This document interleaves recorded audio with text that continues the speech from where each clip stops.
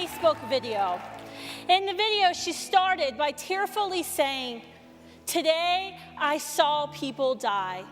I saw real human beings die." You see, Aubrianne had just left a documentary screening on her campus about abortion.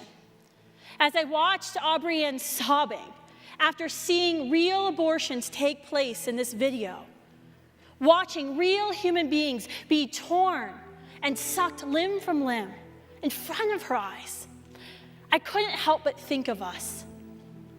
Church, we've forgotten what abortion is. We've forgotten what abortion does. We've forgotten how abortion destroys. Because I know if we saw 2,500 people die in front of us today, or when we turned on the evening news every single night and saw 2,500 little preborn baby girls and preborn baby boys who have been torn limb from limb, if we had seen them, those who were made in the Maker's image, every single one of us would do all that we can, and everything we could, everything in our power to stop the injustice. We would never entertain the thought to vote for someone or vote for a political party that advocates for that violence. We would never think about voting for those who were endorsed by those committing the atrocity because we liked some other policy stance they might have taken. Many of us have forgotten what it is we're fighting for. Just 2 years ago, life was losing in America. We were told by our government that pregnancy was merely a preventable disease. Planned Parenthood, the nation's largest abortion vendor, their federal funding doubled. Every time we passed a law to save lives in states, activists, unelected judges struck down those laws. But today, in 2018, something is different. As our vice president has declared, life is winning in America again. Planned Parenthood's advance on my generation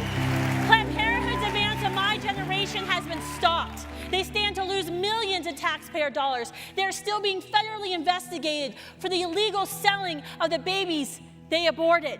Our tax dollars have stopped being flown into international abortion agencies. And now we have 2 pro-life Supreme Court judges. These are judges who could be the votes we need to overturn Roe and Doe in our lifetime. But our work isn't done. This year, the U.S. Senate failed to pass the Pain-Capable Unborn Child Protection Act. The ban that would have stopped abortions at 20 weeks when children can feel pain. It was self-professed Christians who voted against their faith, who voted against 70% of Americans. And we know those who advocate for abortion, they know exactly what it is they're fighting for, men and women. We saw them in front of the Supreme Court just weeks ago, clawing, chanting, and cursing in front of the Supreme Court. I've seen them on college campuses when the bomb-sniffing dogs have to come into the room before I'm allowed to speak. They know what it is they're fighting for. The question I pose to you today is, do you know what it is you're fighting for? Do you know who it is you are fighting with? Who you are fighting with? I haven't forgotten.